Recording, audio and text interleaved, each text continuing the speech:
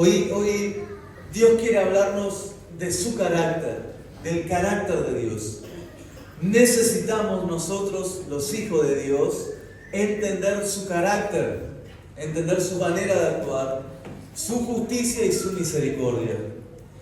Parece muy difícil que la justicia y la misericordia vayan de la mano, porque creemos que si no se hace justicia y se actúa con misericordia, se está haciendo injusto de alguna manera. Y hoy vamos a ver la manera de obrar de Dios en nuestras vidas, y le pido especial atención porque no nos va a llevar mucho tiempo, pero vamos a salir de este lugar transformado y espero que así sea. Hoy vamos a hablar de uno de los versículos que nunca se predica, que nunca se habla, porque es extraño, porque es difícil de comprender, pero como yo soy bastante terco, esta es la segunda vez que vamos a predicar sobre este versículo. La primera vez lo vimos del lado de Séfora, pero ahora lo vamos a ver del lado de Dios.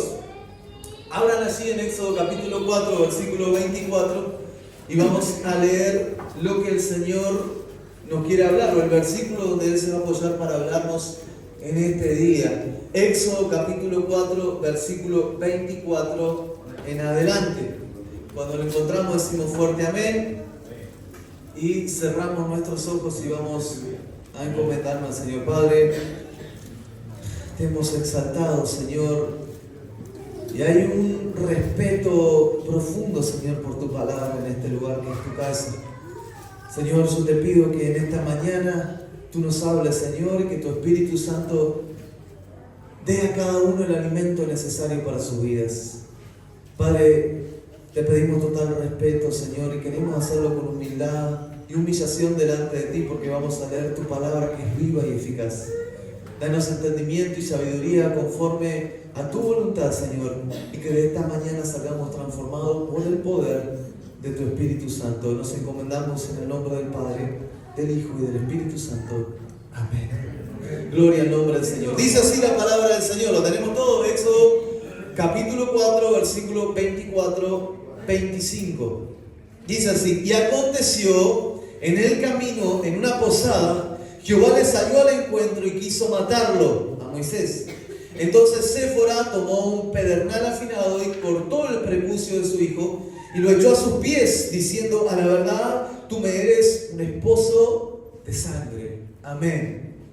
La vida de Moisés, esto se trata de Dios enfrentando a Moisés y queriéndolo matar. La vida de Moisés fue una vida llena de cosas sobrenaturales, de cosas increíbles para los hombres. El mar abrirse en dos, él pudo ver el mar abrirse, él pudo ser rescatado de un río lleno de cocodrilos, de peligros, una sentencia de muerte a los niños israelitas, pero él pudo sobrevivir en un canasto que le preparó su mamá. Él también pudo ver caer maná del cielo todos los días, hasta el día sexto. Él también pudo ver de una piedra brotar agua.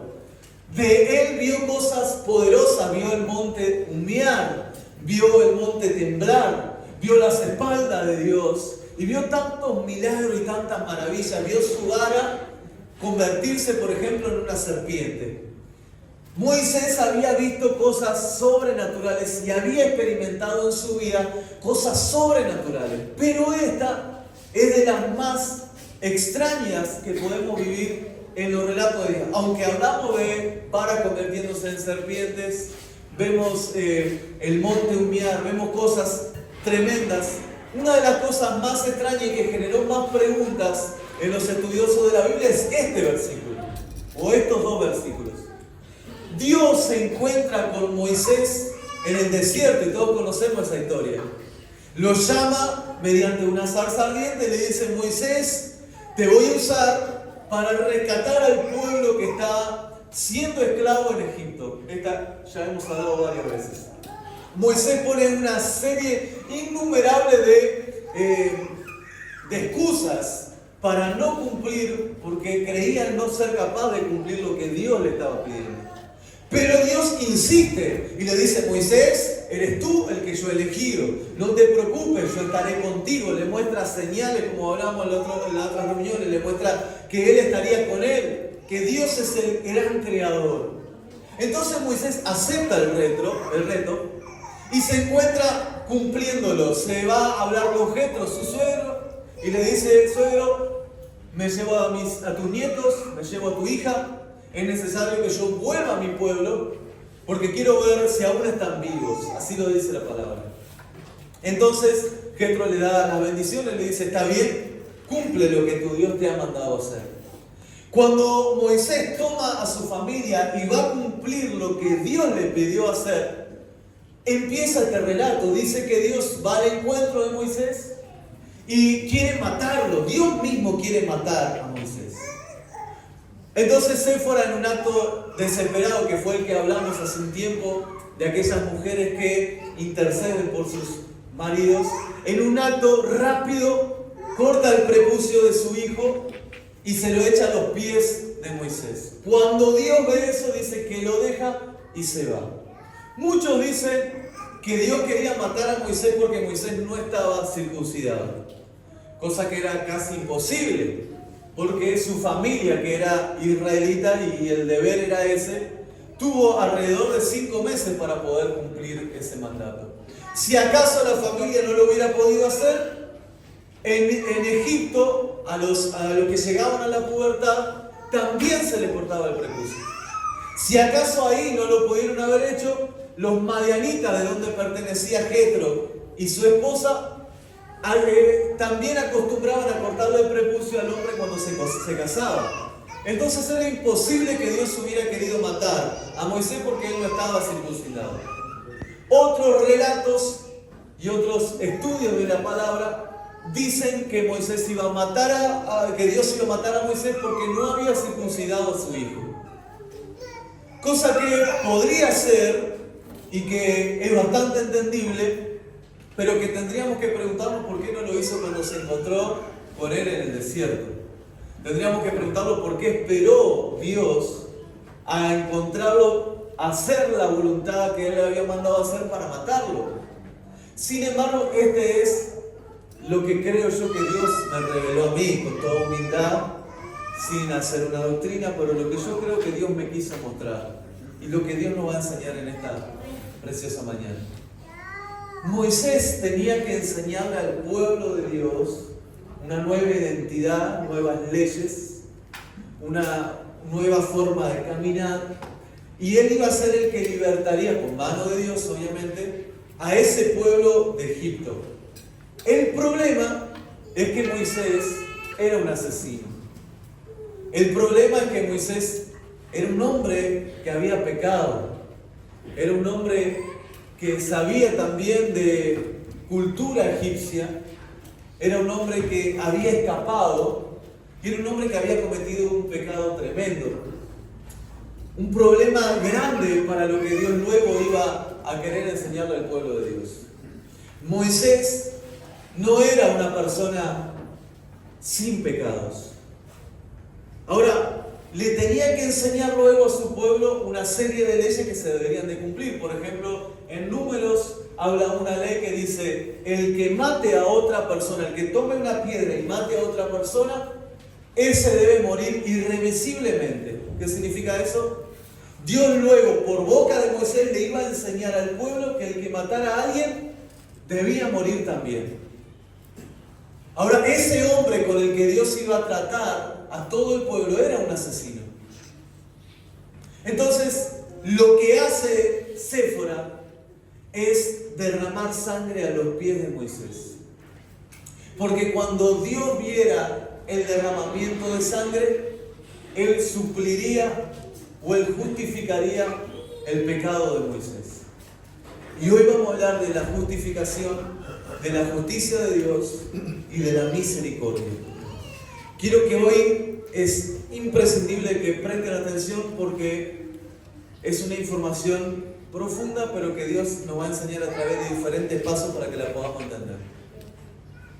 La palabra del Señor en Hebreos capítulo 9, versículo 14 dice así. Bendito sea, yo se los leo rápido, si quieren después ustedes lo pueden leer. Bendito sea el Señor. Capítulo 9, versículo 19 en adelante. Porque habiendo anunciado Moisés todos los mandamientos de la ley a todo el pueblo, tomó la sangre de los becerros de los machos cabríos con agua, lana escarlata e hisopo, y roció el mismo libro y también a todo el pueblo, diciendo: esta es la sangre del pacto que Dios ha mandado. Y además de esto, roció también con la sangre el tabernáculo y todos los vasos del ministerio. Y casi todo es purificado según la ley con sangre, y sin derramamiento de sangre no hay remisión. Yo creo que Dios iba a matar a Moisés porque Dios es justo. Y aquel que mató debería morir. Debemos entender algo hoy. Que Dios no es que haya mirado para el costado en tu pecado. Que no significa que hoy Dios esté diciendo: bueno, no pasa nada si peca, voy a mirar hacia otro lado. Porque eso lo haría un juez injusto. Dios no mueve su mirada y cambia la ley para ti y para mí. Y la hace diferente para otros. Él actúa siempre con justicia, pero con misericordia. Entonces Dios iba a emplear justicia contra Moisés. Iba a decir: este hombre merece morir. Pero Séfora, cortando el prepucio de su hijo, derrama la sangre a los pies y dice: ahora tú eres un esposo de sangre. A mí me gusta una traducción que mientras que estudiaba este tema encontré, que es la TLA, traducción al lenguaje actual, que dice así, del Éxodo capítulo 4, versículos 25 y 26 que habíamos leído: pero Séfora tomó un cuchillo, circuncidó a su hijo, luego con el pedazo de piel que le cortó, le tocó los genitales a Moisés y le dijo: con la sangre de mi hijo quedas protegido. Cuando Dios vio lo que había hecho Séfora, dejó con vida a Moisés. ¿Por qué habla de genitales y habla de pies? Porque en realidad la palabra que se traduce en el hebreo es pies. Pero también la Biblia lo usa como un eufemismo para las zonas genitales de los hombres. Entonces, algunos dicen que lo derrama en los pies, otros dicen que en los genitales. Eso no cambia la idea de hoy. Lo que dice esta traducción es que Séfora le dijo: por la sangre de mi hijo, ahora tú no vas a morir. Ahora, fíjense en algo. Cuando Dios manda la última plaga, cuando Dios envía la última plaga a Egipto, le dice algo al pueblo de Dios. ¿Hasta acá me siguen? Terminando como ¿qué querrá decir? Dice: maten un cordero y con la sangre del cordero pinten los dinteles de sus hogares, de sus casas. Porque en esta noche vendrá el ángel de la muerte y matará a todos los primogénitos de Egipto. Ahora, yo me preguntaba algo. ¿Acaso el ángel no sabía quién era israelita y quién era egipcio? ¿Acaso el ángel no se daría cuenta quién vivía en cada casa? Pero en realidad lo que Dios le estaba mandando a hacer a Moisés era una señal que hoy también está en nuestras vidas. Lo que el ángel iba a hacer, iba a matar a todos los primogénitos que estuvieran ahí. Pero él no se detendría en una casa y diría: acá no los mato porque son una familia perfecta. Acá no lo destruyo porque son una familia que está haciéndolo todo bien. Sino que el ángel lo que vería era una sangre derramada y puesta en los dinteles. Una justificación. No es que los que vivían adentro eran perfectos. Es que alguien había derramado sangre antes para que esa muerte no llegara a sus vidas. Es que alguien había derramado sangre para que el ángel no entrara. Es que alguien tenía que pagar el precio para que ese ángel no entrara. El pueblo de Dios lo hizo con un cordero, y esa noche todos los que no tenían la marca de la sangre del cordero en sus puertas vieron morir a sus hijos primogénitos. Ahora, el pueblo de Israel también era un pueblo pecador. Era un pueblo idólatra, era un pueblo orgulloso, era un pueblo mentiroso, y eso lo vemos a través del caminar en el desierto. Querían volver para atrás porque querían volver a comer las cebollas que le daba Egipto.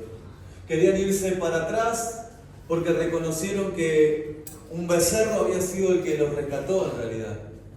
Adoraron a otros dioses, se guardaban cosas de Egipto era un pueblo también culpable. Ahora, ¿cómo Dios podía ser justo matando a Egipto y dejando libre a Israel? Ahora la pregunta es, ¿cómo Dios podría ser justo con nosotros que hoy estamos aquí? Tú y yo merecemos la muerte. Tenemos en nuestra vida la sentencia de muerte. ¿Saben por qué? Porque una vez que entró el pecado en nuestra vida, la muerte irreversiblemente ha llegado. Y la palabra del Señor dice, por cuanto todos pecaron y han sido restituidos de la gloria de Dios. Pero, ¿cómo Dios puede ser justo al tenernos aún aquí con vida? ¿Cómo Dios puede ser justo obrando con misericordia? ¿Cómo Dios puede ser justo si en realidad la paga de nuestro pecado sería muerte y Él nos ofrece vida eterna? ¿Alguno se ha puesto a pensar en eso? Quizá alguno dice, no, Dios no me mató, Dios me da la vida eterna porque ahora soy una persona buena. Jesús le dijo a uno de los que vinieron a preguntarle y le dijeron, maestro bueno, ¿qué debemos hacer para heredar la vida eterna? Y Jesús le dice, ¿por qué me dices bueno si el único bueno es Dios? Como diciendo, ¿me estás reconociendo como Dios? ¿O me estás reconociendo como algunos de ustedes? Y a veces nosotros creemos que hemos alcanzado la salvación porque ahora somos buenos. Y nos olvidamos del carácter de Dios, que Él nunca pasaría por alto tu pecado y mi pecado. Que Él nunca diría, con los demás voy a ser justo y los voy a matar, pero con ellos no voy a mirar a los otros lados. Porque lo dejaría de ser un juez justo, se volvería un juez injusto, porque perdonaría a unos y castigaría a otros. No sé si te has puesto a pensar cómo Dios puede ser justo. Capaz que no conoce el carácter de Dios. El carácter de Dios es ser un rey justo. Él es un rey justo, sumamente justo. Entonces la pregunta es, ¿por qué nosotros hemos sido limpiados del pecado? ¿Por qué nosotros hemos sido perdonados? ¿Por qué nosotros no hemos muerto? ¿Por qué Dios no nos ha matado? ¿Por qué Dios nos promete la vida eterna? Debe haber sucedido algo para que esto cambiara y para que lo vuelva a Dios y lo mantenga a Dios, como un rey justo. Quizás tú dices, no, yo heredé la vida eterna porque ahora acepté al Señor, Él ha sido bueno conmigo y ahora yo me volví una gran persona. Pero volverte una gran persona, entre comillas, no te eximiría de la condena. Imagínate que alguien estuviera condenado por haberte robado a ti, para hacer algo más simple. Y cuando vayas al juicio, el juez diga, bueno, no te voy a poner ninguna causa porque te veo una persona buena. Tú estás clamando por justicia. Tú estás esperando que lo enjuicien. Pero el juez le dice, me gusta tu cara, me gusta tu familia, me cae bien, te voy a perdonar. Y tú ves como el juez y el imputado salen de la mano caminando y te queda a ti el sentimiento de por qué no hizo justicia. Eso lo volvería a Dios o a ese juez un juez injusto. Pero Dios no obra así. Y a veces creemos que es así. Y por eso olvidamos y no reconocemos la obra de Dios en nuestra vida, de Jesús, lo que hizo en la cruz. Y nos olvidamos, hay cristianos que no conocen el carácter de Dios.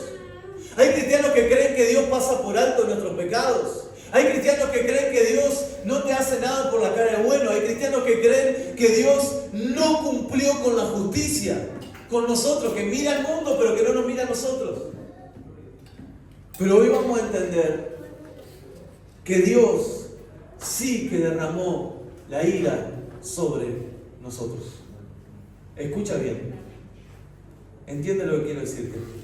Dios ha bajado su puño contra ti y contra mí.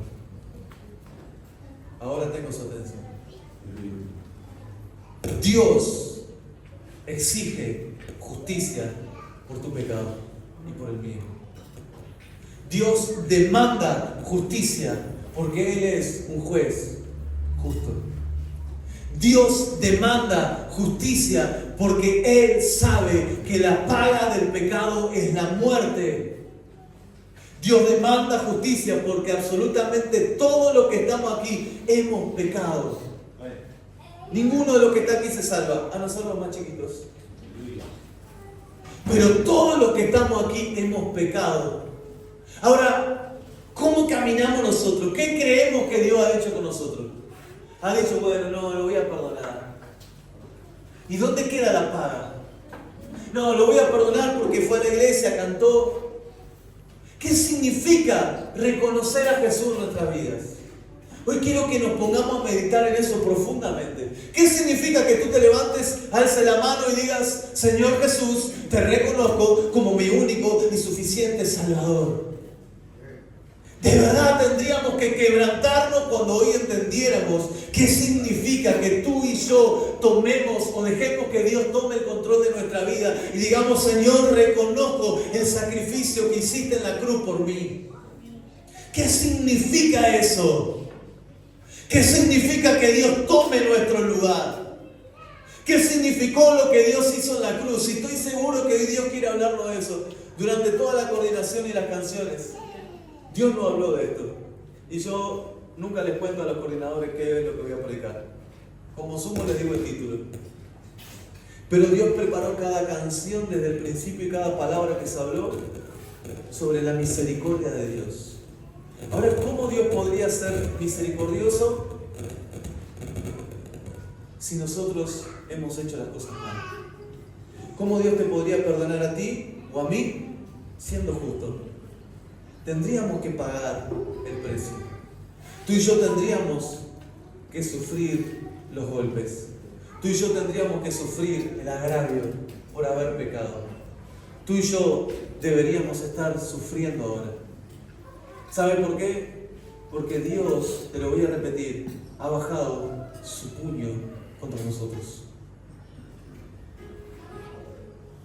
Porque Dios es un Dios de amor, pero es un Dios justo. Y Él impulsó su ira contra el pecado. Él impulsó su ira contra aquellos que pecaron. Y esos somos nosotros. Pero quiero enseñarte o quiero decirte qué significa todo esto que vamos hablando del derramamiento de sangre. Vieron que Hebreo decía, sin derramamiento de sangre no hay remisión del pecado. Voy a pedirle al hermano que pueda subir aquí adelante. Sin derramamiento de sangre no hay remisión del pecado. Y vemos como Séfora cortó el prepucio de su hijo y lo echó a los pies de Moisés. Vimos como el pueblo de Dios mató al cordero, al mejor cordero que tenía, y puso la sangre en los dinteles de la puerta. Pero ahora vamos a ver lo que Dios hizo con nosotros. Ahora vamos a ver lo que Dios hizo en nuestras vidas. Cuando el castigo de nosotros era la muerte, cuando el castigo para nosotros era el sufrimiento, cuando la mano poderosa y la ira de Dios iba a caer sobre nosotros, algo sucedió. Y hay un relato, una historia, que habla de un rey que era sumamente bueno, era justo, era fiel, un rey que era muy justo en cada una de las actitudes que tomaba. Era un rey que hacía las cosas bien, un rey que cada ley que promulgaba la cumplía sin importar ¿a quién se la debía hacer pagar? Era un rey que inspiraba al pueblo de Dios confianza, o al pueblo que tenía confianza, perdón. Era un rey que hacía vivir confiado a todo su pueblo, porque cada mandato que hacían lo cumplía. Era un reino próspero, era un reino saludable, era un reino que iba en crecimiento. Y ese rey tuvo un hijo amado. Su hijo era su tesoro más preciado, su tesoro más hermoso, su tesoro más grande. Ese rey amaba a su hijo como nadie. Pero este rey, este hijo, creció y se volvió un adolescente, se volvió un niño grande, un joven, y comete un error demasiado violento. La ley decía, la ley que el rey había promulgado decía que los que cometieran tales delitos debían ser apedreados y golpeados con un látigo, 40 veces azotados y apedreados hasta morir. Esa era la ley que se debía cumplir con los que cometían esa clase de errores, de delitos. Ahora todo el pueblo estaba reunido en el patio donde el rey cumplía con la ley. Había un gran número de personas.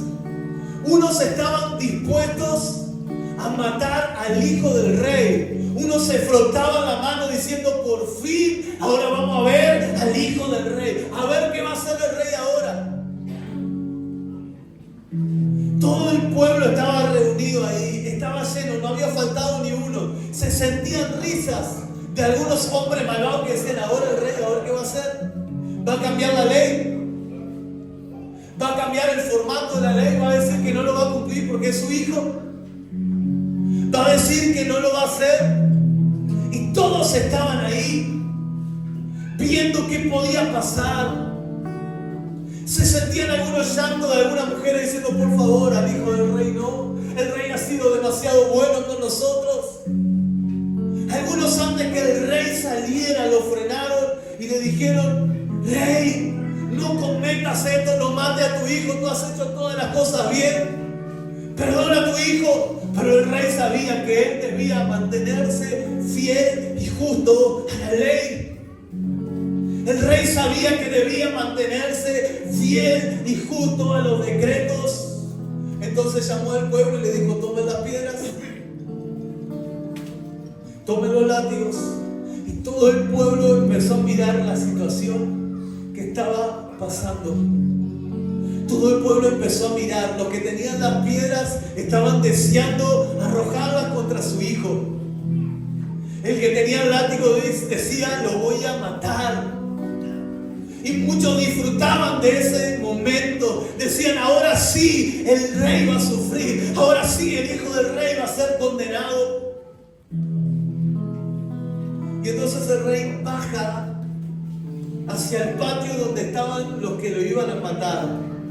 Y el pueblo estaba mirándolo a todos. Y comete uno de los actos de más justicia que pueda haber. Y llama a su hijo y le dice, hijo, tú mereces morir. Pero era el hijo que amaba. Y estos hombres lo querían matar. Pero este rey tenía que ser fiel. Era un rey justo por sobre todas las cosas. Entonces el rey le dice, hijo, le voy a pedir, Mateo, ven. Toma el lugar que debes ocupar y lo pone en el lugar.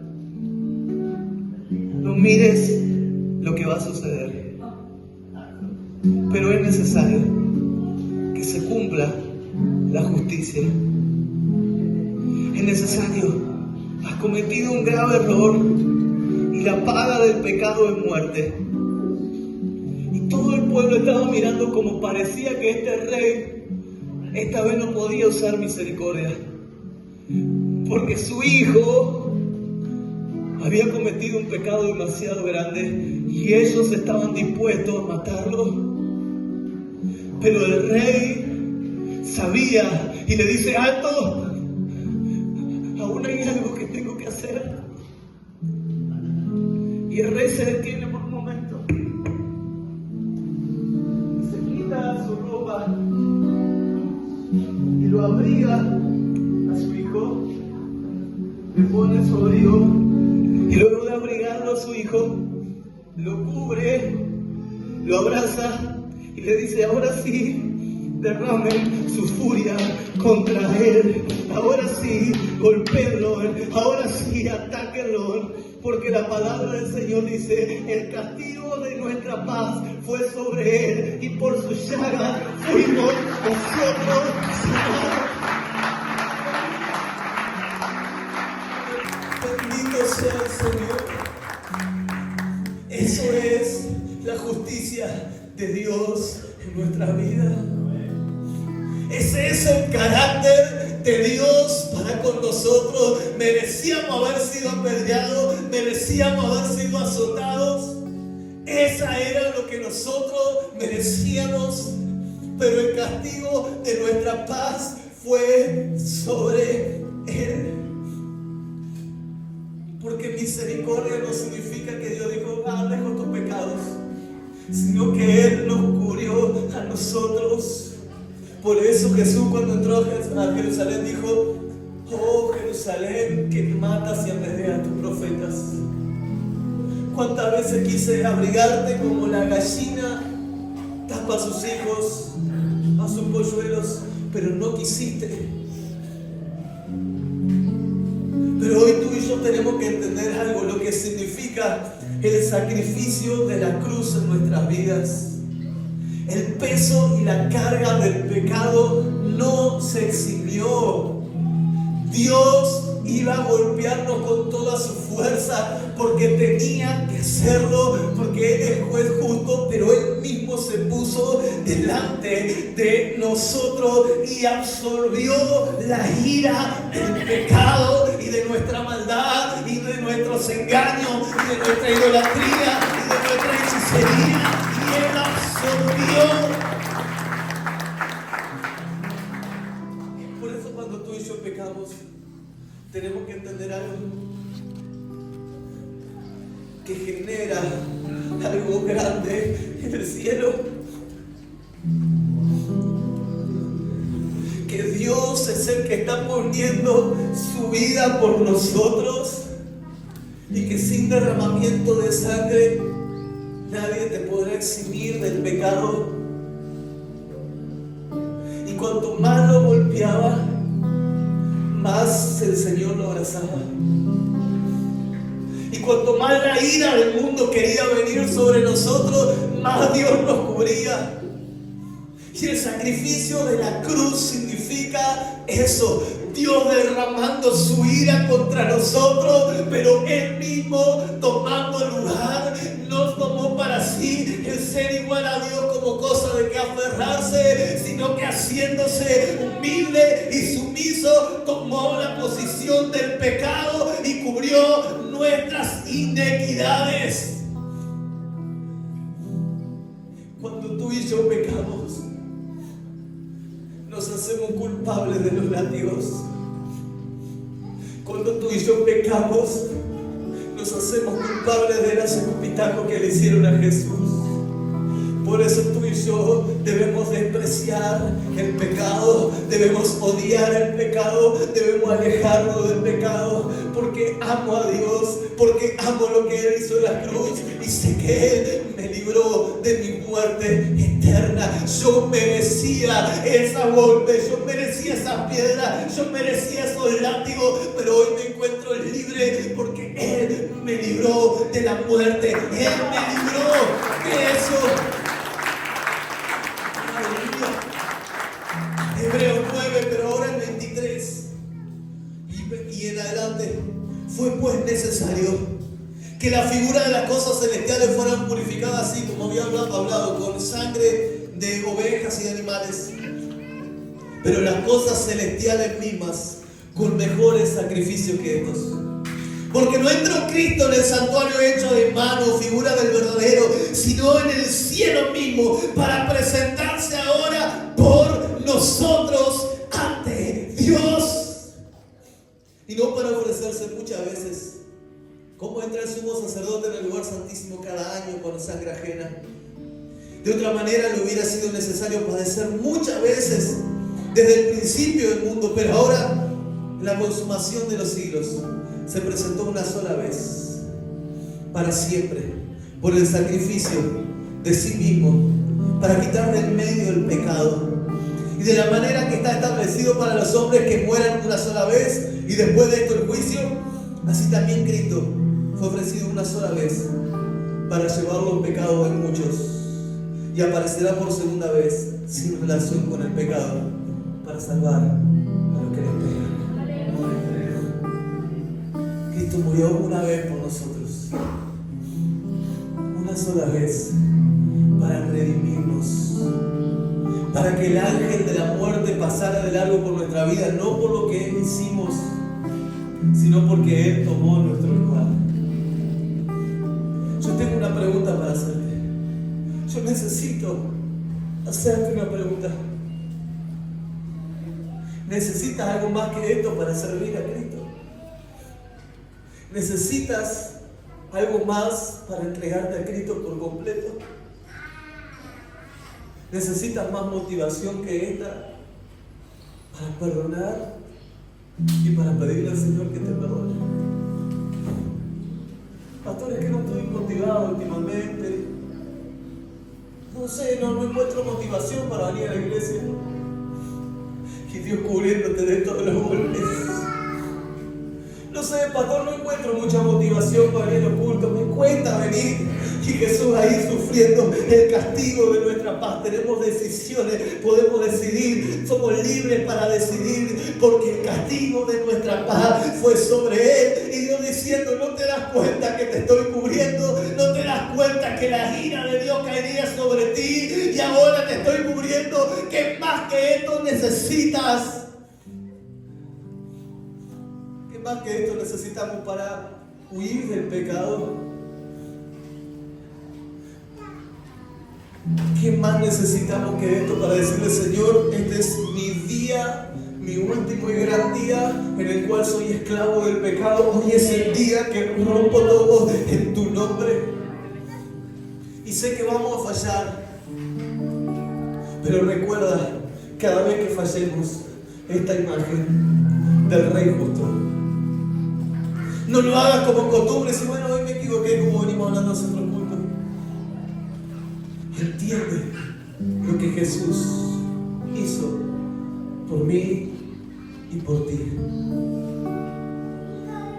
Mi pregunta es, ¿entiendes el carácter de Dios, que Él es justo y que la justicia y la misericordia de Dios conviven todos los días? Por eso Él renueva su misericordia cada día. Por eso Él hizo el sacrificio en la cruz, no por los buenos. Él dijo, yo no he venido a buscar a los justos, he venido a buscar a los pecadores para darle salvación, para perdonarlos. Él no vino a buscar a los que tenían las piedras, a los hermanos que actuaron. Él no vino a buscar a los que envían látigos, Él vino a buscar a los que estaban pronto a morir para devolverle la vida. ¿Sabe? Él no solamente se puso adelante. ¿Saben por qué? Porque los que tenían las piedras nunca lo hubieran arrojado las piedras al rey. Él se tuvo que hacer hombre. Y esa imagen del rey poniéndole sus vestidos significa nunca más van a animar a golpearse, nunca más se van a animar a tirarte una piedra, nunca más van a poder destruir tu vida, nunca más te van a poder matar, porque un ejército acampa alrededor de ti y yo estaré contigo. ¿Sabe por qué el infierno retrocede cuando quiere atacarte? Le tiene que pedir permiso a Dios, porque cuando el diablo, el infierno mismo, cuando la potestad de los hechiceros, lo que te hacen hechicería, lo que te hacen diferentes cosas que hacen afuera, no pueden tocarte ni hacerte daño, no se animan porque tienen las vestiduras reales. Ellos nunca atacarían a un hijo de un rey, no lo pueden hacer porque Dios te puso ropas nuevas, porque Dios ahora no te ve como culpable, sino como redimido. Pero entiende algo, eres redimido porque la sangre de Cristo ha caído sobre nosotros. Alégrate, celebra, porque Dios ha pagado el precio. Y por eso esa canción que estaba cantando,